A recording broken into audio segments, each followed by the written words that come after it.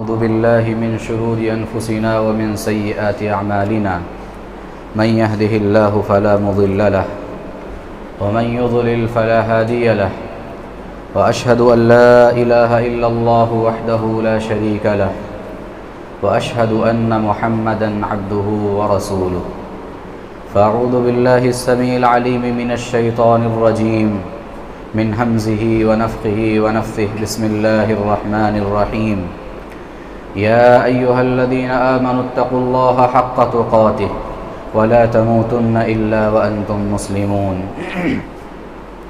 يا أيها الناس اتقوا ربكم الذي خلقكم من نفس واحدة وخلق منها زوجها وبث منهما رجالا كثيرا ونساء واتقوا الله الذي تساءلون به والأرحام إن الله كان عليكم رقيبا يا أيها الذين آمنوا اتقوا الله وقولوا قولا سديدا يصلح لكم أعمالكم ويغفر لكم ذنوبكم ومن يطع الله ورسوله فقد فاز فوزا عظيما أما بعد فإن خير الحديث كتاب الله وخير الهدي هدي محمد صلى الله عليه وسلم وشر الأمور محدثاتها وكل محدثة بدعة وكل بدعة ضلالة وكل ضلالة في النار فأعوذ بالله من الشيطان الرجيم بسم الله الرحمن الرحيم قاف والقرآن المجيد بل عجبوا أن جاءهم منذر منهم فقال الكافرون هذا شيء عجيب أئذا متنا وكنا ترابا ذلك رجع بعيد قد علمنا ما تنقص الأرض منهم وعندنا كتاب حفيظ وقال تبارك وتعالى في موضع آخر فإن مع العسر يسرا إن مع العسر يسرا معزز حاضرین اور پردہ نشین خواتین اسلام، وطن عزیز ملک ہندوستان کے اندر سن 2014 کے بعد حالات جس تیزی کے ساتھ بدلے ہیں اور بدلتے جا رہے ہیں، پورے آزاد ہندوستان کی تاریخ میں اس کی کوئی مثال نہیں ملتی ہے۔ خاص طور پر ملک کی سب سے بڑی اقلیت یعنی مسلمانوں کے ساتھ جبر و تشدد، ظلم و ناانصافی اور قتل و غارت کے پے در پہ جو واقعات رونما ہوئے ہیں، اس کی نظیر بھی آزاد ہندوستان کے 75 سالوں میں دیکھنے کو نہیں ملتی ہے۔ ظلم و ناانصافی پر مبنی واقعات میں سے بابری مسجد کی شہادت، صوبہ کشمیر کو حاصل خصوصی رعایت آرٹیکل 370 کا خاتمہ، اور انہی ناانصافی اور ظلم پر مبنی واقعات میں سے، مسائل میں سے، معاملات میں سے ایک اہم مسئلہ اور ایک اہم معاملہ جو اس وقت پورے ملک میں گردش کر رہا ہے، گرما گرم بحثیں چل رہی ہیں اس کے اوپر، وہ ہے یکساں سول کوڈ کا معاملہ، جسے کامن سول کوڈ کہا جاتا ہے۔ آج کی ہماری گفتگو کا موضوع بھی یہی ہے کہ یکساں سول کوڈ کیا ہے اور ہماری ذمہ داریاں اس حوالے سے کیا ہونی چاہیے۔ حضرات، یکساں سول کوڈ یا کامن سول کوڈ یہ کیا ہے؟ اس کو جاننے سے پہلے ہمیں اپنے ملک کو دیکھنا پڑے گا کہ ملک میں لوگ کس طرح کے رہتے ہیں، اس کا جغرافیہ کیا ہے، کس نظریات کے حامل لوگ یہاں پہ رہتے ہیں۔ اگر اس حوالے سے ہم ہندوستان کا مطالعہ کرتے ہیں، وطن عزیز کو دیکھتے ہیں، تو ہم دیکھتے ہیں کہ یہ جو ہندوستان ہے ایک کثیر المذاہب ملک ہے، یعنی بہت سارے مذاہب کے ماننے والے یہاں پائے جاتے ہیں، بہت ساری تہذیبوں سے وابستہ لوگ یہاں پہ پائے جاتے ہیں، بہت ساری زبان و بیان کے بولنے والے یہاں پہ موجود ہیں۔ یعنی کہ ہندوستان جو ہے ایک گلدستہ ہے جو مختلف رنگوں کے رنگ برنگے پھولوں سے سجا ہوا ہے۔ یہاں ایک مذہب کا آدمی نہیں ہے، یہاں ایک تہذیب کا ماننے والا نہیں ہے، یہاں ایک زبان کا بولنے والا نہیں ہے، بلکہ مختلف مذاہب، مختلف تہذیب اور مختلف زبان و بیان کے بولنے والے اور ماننے والے لوگ یہاں پہ رہتے ہیں۔ یہی وجہ ہے کہ سنویدھان جو اس ملک کا سنویدھان ہے، جسے آئین ہند کہا جاتا ہے، دستور ہند کہا جاتا ہے، اس نے ہندوستان کے ہر شہری کو ایک دستوری حقوق فراہم کیے ہیں، اور اس میں بنیادی حقوق ہیں۔ بنیادی حقوق میں کیا ہے کہ ہر شخص کو جو ہندوستان کا رہنے والا ہے، چاہے وہ کسی بھی مذہب کا ہو، بعض چیزیں ہر شخص کو یکساں طور پر آزادی کے طور پہ دی گئی ہے۔ اس میں سے ایک آرٹیکل ہے جسے آرٹیکل 25 کہا جاتا ہے۔ یہ کیا ہے؟ خاص طور پہ مذہبی حقوق کی آزادی کی بات کرتی ہے یہ آرٹیکل۔ اس میں کیا لکھا ہوا ہے؟ اس میں لکھا ہوا ہے آرٹیکل 25 ہم سے یہ کہتی ہے، ہندوستان سے کہتی ہے، ہندوستانی حکومت سے کہتی ہے کہ آرٹیکل 25 میں ہندوستان میں رہنے والا ہر شہری، چاہے وہ کسی بھی مذہب کا ماننے والا ہو، وہ ہندو ہو کہ مسلم ہو، وہ سکھ ہو، عیسائی ہو، کسی بھی مذہب کا ماننے والا ہو، ہندوستان کے ہر شخص کو یہ آزادی ہے کہ وہ جس مذہب کو چاہے اختیار کر سکتا ہے۔ وہ جس مذہب کا ماننے والا ہے اپنے مذہب پر پوری آزادی کے ساتھ عمل کر سکتا ہے، اور پوری آزادی کے ساتھ اپنے مذہب کی وہ دعوت و تبلیغ بھی کر سکتا ہے، اس کی نشر و اشاعت بھی کر سکتا ہے۔ یہ آرٹیکل 25 کے اندر لکھا ہوا ہے۔ گویا ہمارا جو سنویدھان ہے، ہمارا جو آئین ہے ہندوستان کا، یہ ہمیں مذہبی حقوق فراہم کرتا ہے، اس کی آزادی فراہم کرتا ہے کہ ہندوستان میں رہنے والے ہر شخص کو اس کے مذہب پر عمل کرنے کی پوری آزادی ہے، مذہبی تعلیمات پر عمل کرنے کی پوری آزادی ہے، اور مذہبی امور کو مذہب کی تعلیمات کی روشنی میں انجام دینے کی پوری آزادی ہے۔ کسی کو بھی اس میں مداخلت کی کوئی اجازت نہیں ہے۔ یہ سنویدھان ہمیں اس بات کا حق دیتا ہے اور آزادی دیتا ہے۔ اب یکساں سول کوڈ جو ہے بالکل اس کے مقابل میں، بالکل اس کے برعکس اور اس کے مخالف میں، اور بالکل اس کے اپوزٹ جو قانون بننے جا رہا ہے یا بننے کی بات ہو رہی ہے، اسے یکساں سول کوڈ کہتے ہیں۔ اس میں کیا ہوگا؟ ہندوستان کے ہر شہری کے لیے گویا آئین کی آزادی کو ختم کر دینے کا دوسرا نام یکساں سول کوڈ ہے۔ آئین نے جو آزادی دی ہے، مذہبی آزادی یا آئلی قوانین کی آزادی، معاشرتی مسائل کو اپنے مذہب کی تعلیمات کی روشنی میں حل کرنے کی جو آزادی آئین نے دی ہے، اس آزادی کو چھیننے کا دوسرا نام گویا یکساں سول کوڈ ہے۔ اس میں کیا ہوگا؟ حکومت جو بل پاس کرے گی، جو قانون بنائے گی، اسی ایک قانون کی روشنی میں جتنے بھی مذاہب کے لوگ ہیں، ہندو، مسلم، سکھ، عیسائی اور بھی مذاہب، سارے مذہب کے لوگوں کو اسی ایک قانون کی روشنی میں اپنے سارے مسائل حل کرنے پڑیں گے۔ نکاح کا قانون بنے گا، حکومت جو قانون بنائے گی، مسلمان بھی اسی کی روح سے نکاح کریں گے، ہندو بھی اسی کی روح سے نکاح کرے گا، سکھ بھی اسی کی روح سے نکاح کرے گا، عیسائی بھی اسی کی روح سے نکاح کرے گا۔ طلاق کا قانون بنائے گی حکومت، اب اسی قانون کی روشنی میں مسلمان بھی ہے، ہندو بھی ہے، سکھ بھی ہے، عیسائی بھی ہے، یعنی کہ آئلی مسائل، معاشرتی مسائل، نکاح، طلاق، خلا، رضاعت، وراثت، اس طرح کے جتنے بھی معاشرتی مسائل ہیں جنہیں آئلی قوانین کہا جاتا ہے، ان سارے مسائل کے لیے حکومت سب کے لیے صرف ایک قانون بنائے گی، اسی ایک قانون سے سب کو ہانکنے کی کوشش کرے گی۔ اگر آپ دیکھیے شریعت کی روشنی میں تو ہندوستان کی روشنی میں دیکھیے، ہندوستان کے اندر جو مذاہب ہیں، جو لوگ بستے ہیں، مختلف مذاہب، اس کی روشنی میں ہم دیکھیں تو یہ جو قانون ہے عملی اعتبار سے اس کا نفاذ بہت ہی مشکل ہے۔ مشکل کیوں ہے؟ ایک تو شریعت کے معاملے میں دیکھیے کہ ہندوستان میں ہم مسلمان رہتے ہیں، یہ دنیا بھر میں کہیں پہ بھی مسلمان ہو، میں مسلم پرسنل لا کے حوالے سے بات کر رہا ہوں، ہماری شریعت نے ہمیں اپنے مذہب پر عمل کرنے کے لیے اصول دیے ہیں، کچھ رہنما اصول فراہم کیے۔ ہم نکاح کر سکتے ہیں اپنی اسلامی تعلیمات کی روشنی میں، ہم طلاق دے سکتے ہیں اپنی اسلامی تعلیمات کی روشنی میں، ہم وراثت کا معاملہ حل کر سکتے ہیں اپنی اسلامی تعلیمات کی روشنی میں۔ لیکن اگر میرے اسلامی تعلیمات کو ختم کر کے کوئی جبری طور پہ تشدد کرتے ہوئے کوئی اور قانون مجھے دے دیا جائے، یعنی مذہب سے مجھے پھیر دیا جائے، تو پھر یہ میرے لیے بھی صحیح نہیں ہوگا اور میرے اس ملک کے لیے بھی صحیح نہیں ہوگا۔ کیسے؟ دیکھیے آزادی کی جو لڑائی ہوئی تھی، انگریزوں کے خلاف جو سارے لوگوں نے مل کر کے بلا تفریق مذہب و ملت، سارے لوگوں نے مل کر کے انگریزوں کو یہاں سے بھگانے کا کام کیا تھا، بھگایا تھا، اس کے پیچھے مقصد کیا تھا؟ اس کے پیچھے تصور کیا تھا؟ تصور یہی تھا، مقصد یہی تھا کہ ہم جو اس انگریزوں کے خلاف لڑ رہے ہیں، اس دشمن کے خلاف لڑ رہے ہیں، ایک دن آئے گا کہ یہ دشمن اس ملک کو چھوڑ کے جائے گا، ملک کو آزادی ملے گی، ملک جب آزاد ہوگا سیکولرزم کی راہ پہ چلے گا اور ہر شخص کو اپنے مذہب پر عمل کرنے کی آزادی ہوگی۔ یہ تصور تھا، یہ خیال تھا، یہ مقصد تھا، اور اسی مقصد کے تحت سارے مذاہب کے لوگوں نے مل کر کے انگریزوں کو یہاں سے بھگایا تھا اور آزادی کی جنگ لڑی تھی۔ اور اگر اسی آزادی کو چھیننے کی بات کی جائے، اسی آزادی کو ختم کرنے کی اگر بات کی جائے، تو بھلا ایک ہندوستانی انسان جو مذہبی انسان ہے، مذہبی آدمی ہے، وہ بھلا اس چیز کو کیسے برداشت کر سکتا ہے؟ آپ دیکھیے کہ یہ جو یکساں سول کوڈ ہے یا کامن سول کوڈ ہے، ہندوستان میں اس کا نفاذ عملی طور پہ ناممکن ہے، بہت مشکل ہے۔ کیسے؟ آپ مسلمانوں کی بات چھوڑیں، ہماری اور آپ کی بات چھوڑیں، ہندوستان کے اندر جو اور مذاہب کے لوگ پائے جاتے ہیں، مثال کے طور پہ آپ دیکھ لیجئے ہندو برادری، یہاں کی اکثریتی برادری جو ہے وہ ہمارے ہندو بھائیوں کی ہے، برادران وطن کی ہے۔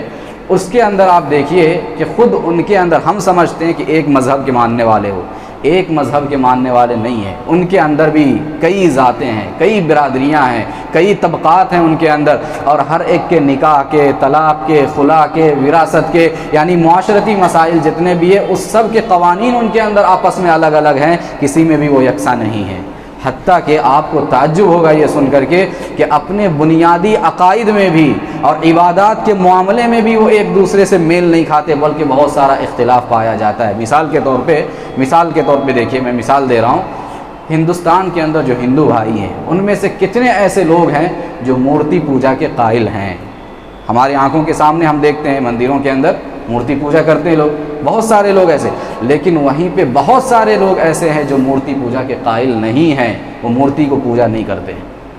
ایسے لوگ ہندوستان کے اندر یہ طبقہ موجود ہے، ہندوؤں کے اندر موجود ہے۔ اسی طریقے سے کتنے ایسے لوگ ہیں جو رام کی پرستش کرتے ہیں، راون کو برا بھلا کہتے ہیں، اور اس کے برعکس کتنے ایسے لوگ ہیں جو راون کی پرستش کرتے ہیں اور رام کو برا بھلا کہتے ہیں۔ یہ ہندوستان کے اندر ہندوؤں کے اندر یہ سارا معاملہ ہے۔ اسی طریقے سے آپ دیکھ لیجئے جو معاشرتی مسائل ہیں، نکاح کے مسئلے میں خاص طور پہ بعض قریبی رشتہ داریاں ایسی ہیں جو نارتھ انڈیا میں، شمالی ہندوستان میں اس کا تصور بھی ناممکن ہے، لیکن ساؤتھ انڈیا میں اس کا تصور پایا جاتا ہے۔ جیسے مثال کے طور پہ ماموں اور بھانجی کا رشتہ، ماموں اور بھانجی کا رشتہ، اسلامی اعتبار سے بات نہیں کر رہا ہوں میں، یہ دوسرے اعتبار سے بات کر رہا ہوں۔ ہندوؤں کے نزدیک ہندوستان کے اندر نارتھ انڈیا میں ماموں اور بھانجی کا رشتہ، اس کا تصور محال ہے، گناہ کا کام سمجھا جاتا ہے، ماموں اور بھانجی کا رشتہ نہیں ہو سکتا ہے۔ لیکن اگر آپ ساؤتھ انڈیا میں چلے جائیں، جنوبی ہندوستان میں آپ چلے جائیں، آپ دیکھیں گے کہ یہ جو ماموں اور بھانجی کا رشتہ ہے اس کو بڑا متبرک سمجھا جاتا ہے، مقدس رشتہ سمجھا جاتا ہے، بلکہ بھائی کے اوپر یہ حق سمجھا جاتا ہے کہ وہ اپنی بہن کی بیٹی کو اپنی نکاح میں لے لے، یہ حق سمجھا جاتا ہے بھائی کے اوپر۔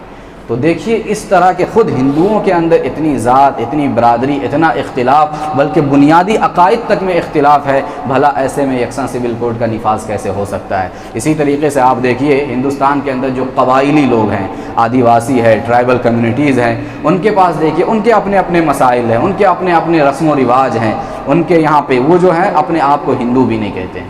جو آدیواسی ہیں، جو ٹرائبل کمیونٹیز کے لوگ ہیں، جنگلوں میں رہنے والے لوگ ہیں، یہ لوگ اپنے آپ کو ہندو بھی نہیں کہتے، اور اسی طریقے سے وہ جو ہے مورتی پوجا کے بھی قائل نہیں ہے، وہ فطرت کی پرستش کرتے ہیں، نیچر کی پرستش کرتے ہیں۔ اسی طریقے سے شادی بیاہ کا معاملہ بھی ان کے پاس الگ ہے، ان کے نزدیک ایک سے زائد شادی کرنا بھی کوئی عیب کی بات نہیں ہے، اچھی بات ہے، اور وہ اس کو عمل بھی کرتے ہیں۔ اور اسی طریقے سے عام ہندو کیا کرتے ہیں، اپنے مردوں کو، میت کو جلاتے ہیں، لیکن یہ لوگ اپنے مردوں کو جلاتے بھی نہیں ہیں بلکہ زمین میں دفن کرتے ہیں۔ اسی طریقے سے انہی کے نزدیک یہ رسم و رواج بھی پایا جاتا ہے، آج کے دور میں بھی یہ رسم و رواج پایا جاتا ہے کہ آج کے دور میں بھی ایک مرد بیک وقت 1 درجن سے زائد عورتوں سے نکاح کر سکتا ہے بیک وقت، اور یہ رسم و رواج بھی پایا جاتا ہے، ایسی رسم بھی پائی جاتی ہے انہی کے درمیان کہ ایک عورت بیک وقت کئی مردوں کے نکاح میں ہو سکتی ہے۔ کہنے کا مطلب یہ ہے کہ ہندوستان جو ہے یہ کثیر المذاہب ملک ہے، مختلف طبقات ہیں، مختلف برادریاں ہیں، مختلف قبائل کے لوگ یہاں پہ رہتے ہیں، مختلف تہذیبیں ہیں، مختلف نظریات ہیں، مختلف افکار کے لوگ یہاں پہ پائے جاتے ہیں اور رہتے اور بستے ہیں۔ جہاں پہ اتنا تنوع ہو، اتنا اختلاف ہو، بھلا ایسے ملک میں یکساں سول کوڈ کا یا ایک قانون کی بات کیسے کی جا سکتی ہے، اس کا نفاذ عملی طور پہ کیسے ممکن ہو سکتا ہے؟ ہندوستان جیسا کہ کہا گیا یہ مختلف مذاہب، مختلف تہذیبوں، مختلف زبانوں بیان کا ایک گلدستہ ہے، ایک گلدستہ ہے جس کے اندر رنگ برنگے پھول ہے، یہ ایک پھول سے سجا ہوا نہیں ہے بلکہ مختلف پھولوں سے سجا ہوا ایک ملک ہے، ایک گلدستہ ہے۔ یہاں اختلاف میں اتحاد ہے، یہاں کثرت میں وحدت ہے، یہاں قدم قدم پر زبانیں بدل جاتی ہیں، لب و لہجے بدل جاتے ہیں، یہاں بولنے چالنے کے طریقے بدل جاتے ہیں، مذہب بدل جاتا ہے، رسم و رواج بدل جاتا ہے، حتیٰ معاہدہ کے جینے اور مرنے کے طریقے تک بدل جاتے ہیں، بھلا ایسے میں یکساں سول کوڈ کا نفاذ کیسے ہو سکتا ہے؟ یہ کیسے ممکن ہے کہ سارے مذاہب کو ایک کر دیا جائے، ساری تہذیبوں کو ایک تہذیب میں ضم کر دیا جائے اور سارے لوگوں کے مسائل کو ایک ہی قانون کے ذریعے حل کرنے کی کوشش کی جائے؟ عملی طور پہ اس کا نفاذ بہت ہی ممکن ہے۔ اور آپ کو میں بتاؤں، جب سے یہ بات ہونے لگی ہے یکساں سول کوڈ کی، آج حکومت نے لاء کمیشن کی طرف سے ہر شہری کو اپنی رائے دینے کا مشورہ دیا تھا ای میل کے ذریعے سے کہ آپ اپنی رائے دیں کہ لاء کمیشن اس سلسلے میں کیا کرے، کیا یہ یکساں سول کوڈ جو ہے، یہ جو قانون ہے، یہ ملک کے حق میں بہتر ہے یا نہیں ہے، آپ اس سلسلے میں کیا کہتے ہیں؟ ہر شخص سے رائے طلب کی گئی تھی۔ آج اس کی آخری تاریخ ہے، 14 جولائی اس کی آخری تاریخ ہے۔ بہت سارے لوگ، مسلمانوں میں غفلت ہے اس سلسلے میں۔ ابھی کل یا پرسوں میں اخبار کا تراشا دیکھ رہا تھا، اتنی بڑی آبادی ہے ہمارے ملک کی، اس میں سے صرف 40 لاکھ رائے حکومت کو پہنچی ہے اس حوالے سے، باقی اتنی بڑی تعداد ہے وہ کہاں ہے، کیا کر رہی ہے، کیوں وہ اس سلسلے میں سنجیدہ نہیں ہے؟ آپ دیکھیے کہ جب سے یہ بات ہونے لگی ہے یکساں سول کوڈ کی، مسلمان خاص طور پہ پریشان ہیں، دوسرے لوگ بھی پریشان ہوں گے لیکن مسلمان خاص طور پہ پریشان ہے اس حوالے سے۔ پریشان ہونا بھی چاہیے، اگر آپ اپنی جگہ پہ پریشان ہیں، پریشان ہونا چاہیے، کیونکہ یہ ہمارے اور آپ کے مذہب کی آزادی چھیننے کی بات ہے، ہمارے اور آپ کے معاشرتی مسائل میں اسلامی تعلیمات جو ہے ان تعلیمات کو، ان قوانین کو چھیننے کی بات ہے۔ تو اپنی جگہ پہ اگر میں اور آپ پریشان ہیں اس حوالے سے، پریشان ہونا چاہیے، لیکن ہمارے علماء نے، ہمارے رہنماؤں نے کہا کہ اس پریشانی کو ہمیں باہر ظاہر فی الوقت نہیں کرنا، ایک مصلحت کے طور پہ، ایک حکمت کے طور پہ، کیونکہ حکومت نے ابھی اپنا موقف پوری طرح سے واضح نہیں کیا ہے کہ اس کے اندر کیا کیا باتیں لائی جائیں گی، کن کن شقوں پر روشنی ڈالی جائے گی، کیا کیا اصول بنائے جائیں گے اور کن کن لوگوں کو شامل کیا جائے گا۔ اس طرح کی کوئی واضح موقف حکومت کی طرف سے نہیں آیا، لہٰذا ہم اپنی اپنی جگہوں پہ رہیں اور کسی قسم کے شور شرابے اور ہنگامے کی ضرورت نہیں ہے۔ ہمارے علماء نے اور ہمارے رہنماؤں نے یہ بات اپیل کی ہے۔ میں یہ کہنا چاہتا ہوں کہ اگر میں اس سلسلے میں پریشان ہوں، مذہب کے سلسلے میں، اپنی جگہ پہ، اپنی ذات میں، تو یہ ہماری دینی غیرت اور حمیت کا حصہ ہے، مجھے پریشان ہونا چاہیے اپنی جگہ پہ، اپنی جگہ پہ مجھے پریشان ہونا چاہیے کہ میری آزادی مجھ سے چھینی جا رہی ہے، میرا مذہبی حق مجھ سے چھینا جا رہا ہے، آئین نے جو آزادی دی تھی وہ آزادی چھیننے کی بات مجھ سے کی جا رہی ہے، میں اپنے طور پہ پریشان ہوں اپنی جگہ پہ۔ لیکن میں ایک دوسری بات آپ کو بتاؤں گا کہ حکومت نے چونکہ اس سلسلے میں اپنا موقف واضح نہیں کیا ہے، اس لیے مجھے اور آپ کو زیادہ پریشان ہونے کی فی الوقت ضرورت نہیں ہے۔ کیوں؟ اس لیے کہ دیکھیے، جو تجزیہ نگار ہیں، جو حالات پہ گہری نظر رکھنے والے ہیں، انہوں نے کہا کہ اصل میں حکومت نے ایک کارڈ کھیلا ہے، ایک پتا پھینکا ہے، ایک چال ہے حکومت کی۔ وہ کیا ہے؟ آنے والے انتخابات کی حکومت تیاری کرنا چاہتی ہے، 2024 کا جو انتخاب ہوگا، اکثریتی ووٹ کو اپنی طرف مائل کرنا چاہتی ہے۔ کیسے؟ دو وجوہات ہیں جس کے لیے یہ پتا پھینکا گیا ہے ایک طرح سے۔ تو کیا ہے؟ ایک تو یہ ہے کہ حکومت ہندوستان کی اکثریت کو، ہندوؤں کو یہ باور کرانا چاہتی ہے کہ حکومت دیکھو مسلمانوں کے مذہبی تشخص کو ختم کرنے کے لیے پوری طرح سے سیریس ہے، سنجیدہ ہے، لہٰذا تم ہمارا ساتھ دو اس معاملے میں۔ اب جو اس قسم کے لوگ ہوں گے، اس فکر کے لوگ ہوں گے، وہ دیکھیں گے کہ ہاں بھائی مسلمان کا معاملہ ہے، یہ ہمارا اور آپ کا معاملہ نہیں ہے، یہ صرف مسلمانوں کا معاملہ ہے، مسلمانوں کے سلسلے میں حکومت کا ساتھ دینا چاہیے، ووٹ ادھر جائے گا۔ ایک دوسری بات کیا ہے؟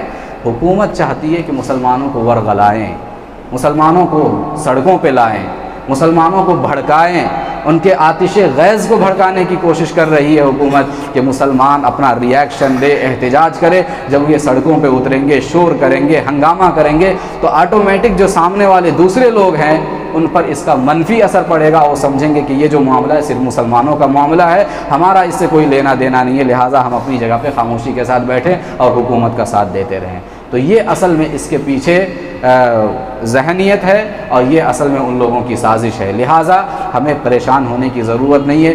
شریعت نے اس سلسلے میں مجھے اور آپ کو کیا رہنما اصول دیے ہیں، میں ان میں سے کچھ چیزیں آپ کے سامنے رکھ کر کے اپنی بات ختم کروں گا۔ دیکھیے، سب سے پہلی چیز، حالات، چاہے وہ یکساں سول کوڈ کا معاملہ ہو، اس سے پہلے NRC کا معاملہ تھا، اور کوئی بھی معاملہ ہو، حالات چاہے جتنے بھی ناگفتہ ہو جائیں، حالات چاہے جتنے بھی خراب ہو جائیں، حالات چاہے جتنے بھی نامساعد ہو جائیں، حالات چاہے بد سے بدتر کیوں نہ ہو جائے، ہمیں ڈرنا نہیں ہے، خوف زدہ ہونا نہیں ہے، گھبرانا نہیں ہے، اور خاص طور پہ رب کی ذات سے ہمیں مایوس ہونا نہیں ہے۔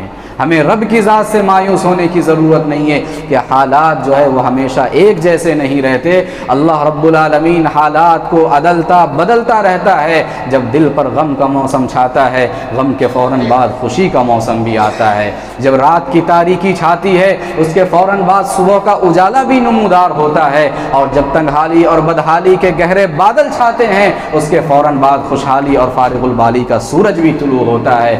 طول غم حیات سے گھبرانا ہے جگر، طول غم حیات سے گھبرانا ہے جگر، ایسی بھی کوئی شام ہے جس کی سحر نہیں۔ پیارے نبی صلی اللہ علیہ وسلم کی زندگی دیکھیے، آپ کی سیرت کو پڑھیے، آپ کا اسوہ اور نمونہ اپنی زندگی میں اپنائیے۔ اللہ اکبر، شہر مکہ کے اندر پیارے نبی صلی اللہ علیہ وسلم اپنی زندگی کے 53 سال گزار چکے ہیں، 53 سال اپنی زندگی کے گزار چکے ہیں، لیکن 53 سال گزارنے کے بعد بھی آپ کی قوم آپ کے ساتھ کیا معاملہ کرتی ہے؟ آپ کو اپنے محبوب وطن سے نکلنے پہ مجبور کر دیتی ہے۔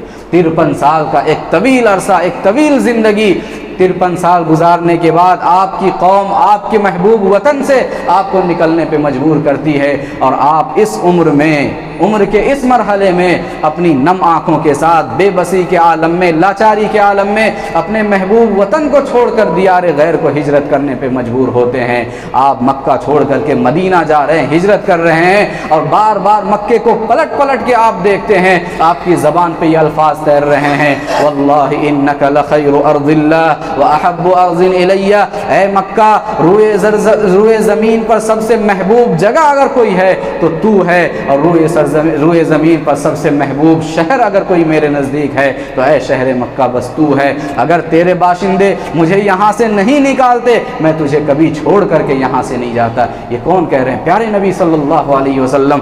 آپ کی زندگی میں بھی ایسے حالات آئے ہیں، 53 سال کی عمر میں اپنے محبوب وطن کو چھوڑ کر کے دیار غیر کو ہجرت کرنے پہ آپ مجبور ہیں، لیکن ہوتا کیا ہے؟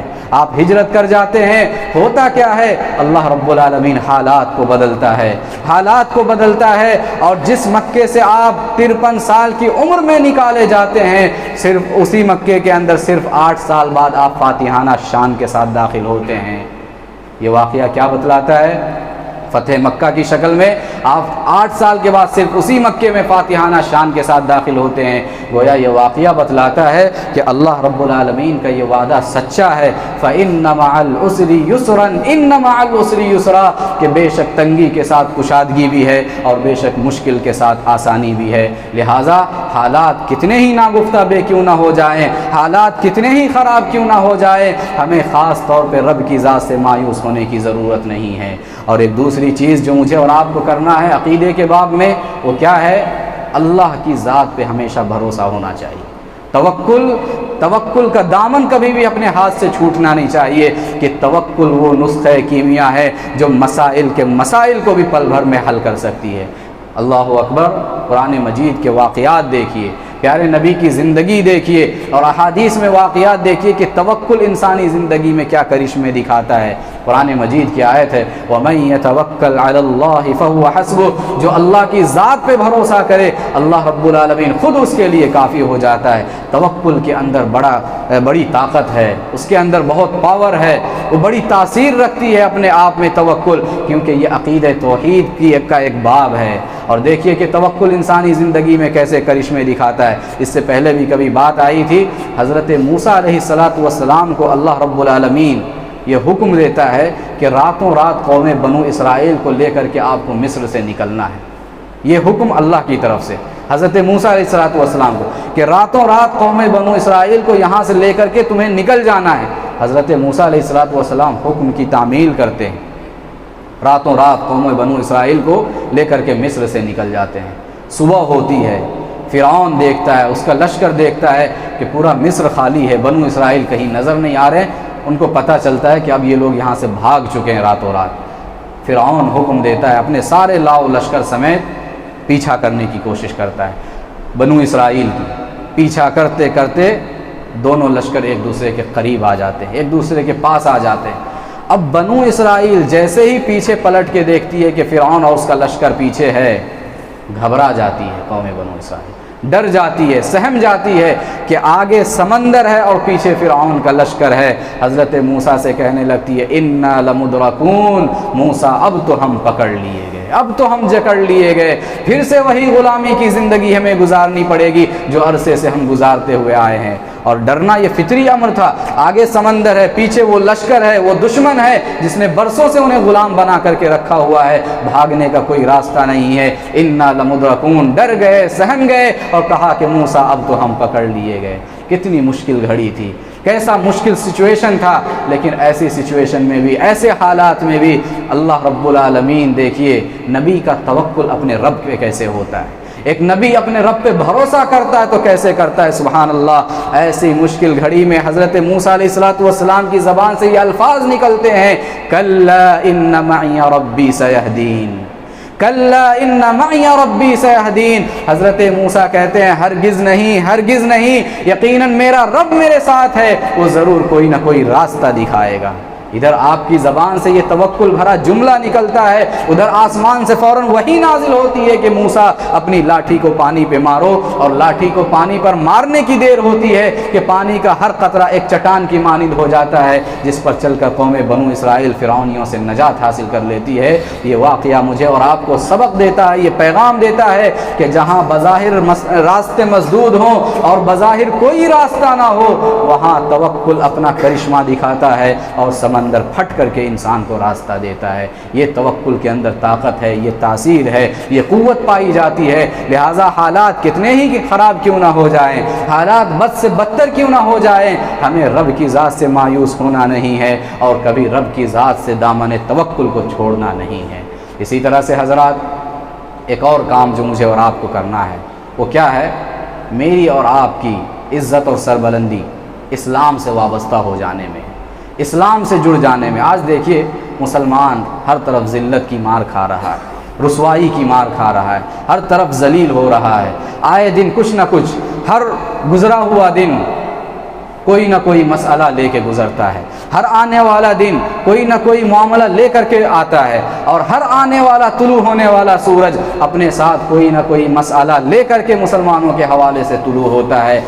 مسائل ہی مسائل، معاملات ہی معاملات، پریشانی ہی پریشانی، اور اس طرح کے واقعات پے در پہ اکثر پیش آتے رہتے ہیں۔ اور ابھی دیکھیے گزشتہ ہفتے کی بات ہے، سویڈن کے اندر پھر سے ایک بار قرآن کی بے حرمتی کا، قرآن کو جلانے کا واقعہ پیش آیا۔ اس سے پہلے بھی اس قسم کے واقعات پیش آئے ہیں، اور یہ واقعات پیش آتے رہتے ہیں۔ میرے ہی ساتھ کیوں ایسا ہوتا ہے، آپ ہی کے ساتھ کیوں ایسا ہوتا ہے، اسلام ہی کے ساتھ کیوں ایسا ہوتا ہے، قرآن ہی کے ساتھ ایسا کیوں ہوتا ہے؟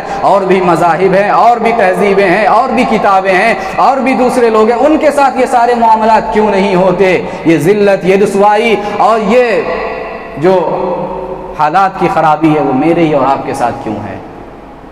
یہ اس لیے کہ آج ہم مسلمان حقیقی معنوں میں مسلمان نہیں رہے، حقیقی معنوں میں مسلمان نہیں رہے۔ آج مسلمانوں کی اکثریت اپنے آپ کو مسلمان تو کہتی ہے مگر ان کی زندگیوں میں اسلام نام کی کوئی چیز نہیں ہے۔ آج مسلمانوں کی اکثریت پیغمبر اسلام کو، پیارے نبی صلی اللہ علیہ وسلم کو اپنا رسول تو مانتی ہے مگر ان کے اسوے اور نمونے کو چھوڑ کے دنیا اور اہل دنیا کو اپنا اسوہ اور آئیڈیل سمجھتی ہے۔ آج مسلمانوں کی اکثریت قرآن کو اپنا مذہبی کتاب تو سمجھتی ہے لیکن اس کی تعلیمات سے بالکل نا آشنا اور نا بلد ہے۔ اسلام کیا ہے، اسلامی تعلیمات کیا ہے، قرآن کیا ہے، سنت کیا ہے، ان تمام چیزوں سے کسی کو کوئی لینا دینا نہیں، کوئی مطلب نہیں ہے۔ بھلا ایسے میں عزت اور سربلندی ہمیں حاصل ہوگی تو کیسے حاصل ہوگی؟ میرے بھائیو یاد رکھنا، اللہ رب العالمین کے نزدیک عزت و سربلندی کا معیار اگر کوئی ہے تو صرف اور صرف اسلام ہے۔ عزت و سربلندی کا معیار اگر کوئی ہے اللہ کے نزدیک تو صرف اور صرف اسلام ہے۔ امیر المؤمنین عمر بن خطاب رضی اللہ عنہ نے ایک موقع پہ کہا تھا انا كنا اذل قوم فاعزنا اللہ بالاسلام فمهما نطلب العزت بغیرہ اذلنا اللہ۔ امیر المؤمنین عمر بن خطاب نے کہا تھا ہم دنیا کے اندر سب سے ذلیل قوم تھے، سب سے پچھڑی ہوئی قوم تھے، سب سے رسوا قوم تھے، اللہ تعالیٰ نے ہمیں اسلام کے ذریعے عزت و سربلندی سربلندی عطا کی۔ لہٰذا اسلام کو چھوڑ کر کے جب کبھی ہم کسی اور راستے سے عزت حاصل کرنا چاہیں گے، اذلنا اللہ، اللہ ہمیں ذلیل اور رسوا کر کے چھوڑے گا۔ آج مسلمانوں کا معاملہ وہی ہے، قرآن چھوڑ کر کے، حدیث چھوڑ کر کے، اسلامی تعلیمات چھوڑ کر کے، نماز روزے سے دور ہو کر کے کسی اور راستے سے عزت حاصل کرنا چاہ رہے مسلمان۔ بھلا یہ عزت اور سربلندی کیسے حاصل ہوگی؟ حالات کا تقاضا یہ ہے کہ ہم اپنے مذہب سے وابستہ ہو جائیں، اپنی مذہبی تعلیمات سے وابستہ ہو جائیں، اسلام کو ہم گلے سے لگا لیں، اسلامی تعلیمات سے ہم جڑ جائیں۔ دیکھیے یہ جو مسائل آتے ہیں اسلام سے دور ہونے کی وجہ سے، طلاق کے مسئلے میں لوگ کوتاہی کرتے ہیں، سنت کے مطابق طلاق دینا نہیں جانتے ہیں۔ جب جس کے جی میں آیا طلاق طلاق طلاق طلاق، ایک ساتھ کتنی ہی طلاقیں دے جاتے ہیں۔ یہ غیر شرعی طریقہ ہے طلاق دینے کا۔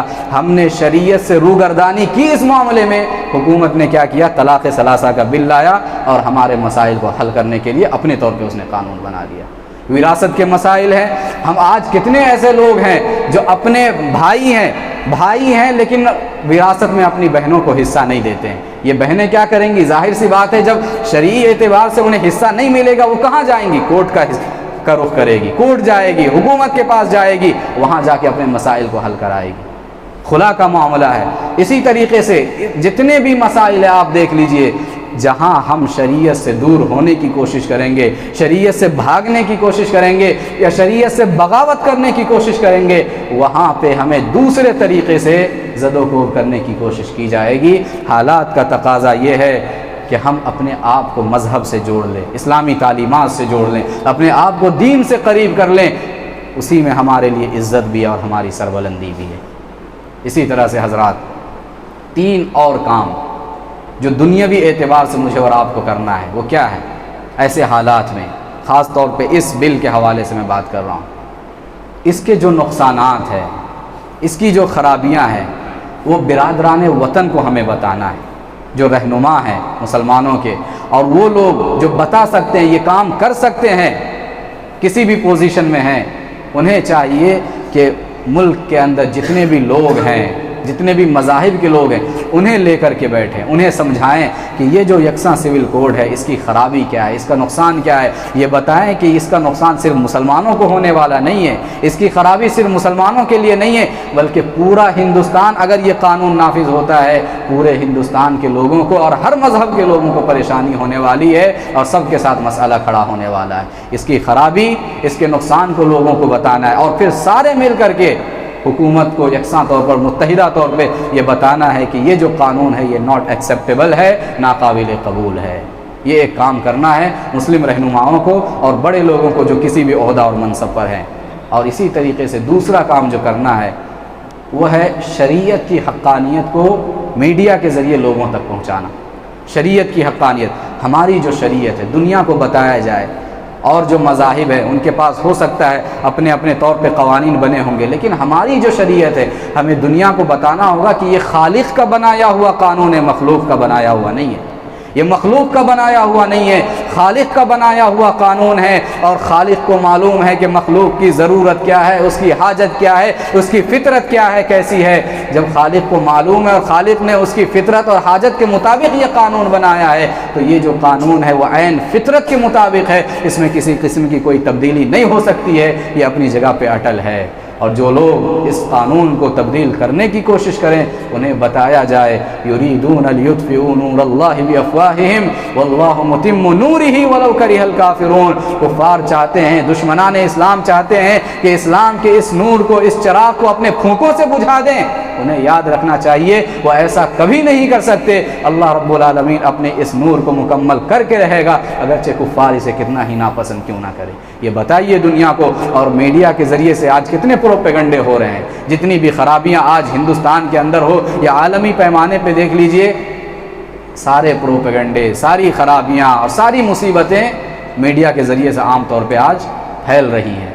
تو جہاں میڈیا کے ذریعے غلط چیزیں پھیل سکتی ہیں، کیا ہم میڈیا کا استعمال کر کے صحیح چیزیں لوگوں تک نہیں پہنچا سکتے ہیں؟ اگر کوشش کیا جائے، قوم کے لوگ اگر یکجٹ ہو جائیں اور اس حوالے سے بات کریں تو یہ بھی پاسبل ہے، یہ بھی ممکن ہے۔ لہٰذا میڈیا کے ذریعے اسلام کی حقانیت کو، اس شریعت کی حقانیت کو لوگوں کے سامنے واضح کیا جائے۔ تیسرا اور آخری کام جو کرنا ہے وہ کیا ہے؟ عملی طور پہ اقدامات کرنا ہے مجھے اور آپ کو، میدان میں اتر کر کے منصوبے بنانا ہے، تدبیریں کرنا ہے، عملی اقدامات کرنا ہے۔ مسلمانوں کا معاملہ کیا ہے، جب بھی کوئی مسئلہ ہوتا ہے، جب بھی کوئی معاملہ آتا ہے، فوراً مسلمان بے چین ہو جاتا ہے، پریشان ہو جاتا ہے، اور پریشان ہوتا ہے تو کیا کرتا ہے، سڑکوں پہ اترتا ہے، احتجاج کرتا ہے، ریاکشن دیتا ہے، شور شرابے کرتا ہے، ہنگامے کرتا ہے۔ مسلمانوں نے سمجھ لیا کہ یہ مسئلے کا حل ہے، یہ مسئلے کا حل نہیں ہے۔ وقتی طور پہ آپ مسئلے کو دبا سکتے ہیں صحیح، لیکن مسئلے کو حل نہیں کر سکتے۔ مسئلے کا حل کس میں ہے؟ باتیں بنانے میں نہیں ہے، ہاتھ پر ہاتھ دھرے بیٹھے رہنے میں نہیں ہے، احتجاج کرنے میں نہیں ہے، شور شرابہ اور ہنگامہ کرنے میں نہیں ہے۔ مسئلے کا حل عملی اقدامات کرنے میں ہے، میدان عمل میں اتر کر کے کام کرنے میں ہے، تدبیریں اختیار کرنے میں، منصوبے بنانے میں ہے، اور منصوبہ بندیوں کے ذریعے کام کو آگے بڑھانے، اس میں مسئلے کا حل ہے۔ پیارے نبی صلی اللہ علیہ وسلم کی سیرت دیکھیے، ابھی ہم نے تذکرہ کیا، آپ کی سیرت کے اندر ہر مشکل کا حل اس امت کے لیے موجود ہے، ہر مشکل کا حل، ہر پریشانی کا حل پیارے نبی کی سیرت کے اندر موجود ہے، اس انسانیت کے لیے، مسلمانوں کے لیے اور اس امت کے لیے۔ دیکھیے پیارے نبی صلی اللہ علیہ وسلم اس حوالے سے مجھے اور آپ کو کیا پیغام دیتے اپنی سیرت کے ذریعے سے۔ ہم نے ابھی تذکرہ کیا کہ پیارے نبی صلی اللہ علیہ وسلم 53 سال کی عمر میں مکے سے نکالے جاتے ہیں، مجبور کیے جاتے ہیں نکلنے پہ، مدینہ ہجرت کرتے ہیں آپ۔ صرف 8 سال کے بعد جس مکے سے نکالے جاتے ہیں، اسی مکے میں آپ فاتحانہ شان کے ساتھ داخل ہوتے ہیں۔ کیا پیارے نبی صلی اللہ علیہ وسلم مدینہ جانے کے بعد خاموشی کے ساتھ بیٹھے رہے؟ اپنی جگہ پہ کوئی حرکت نہیں، کوئی کام نہیں، کوئی تدبیر نہیں؟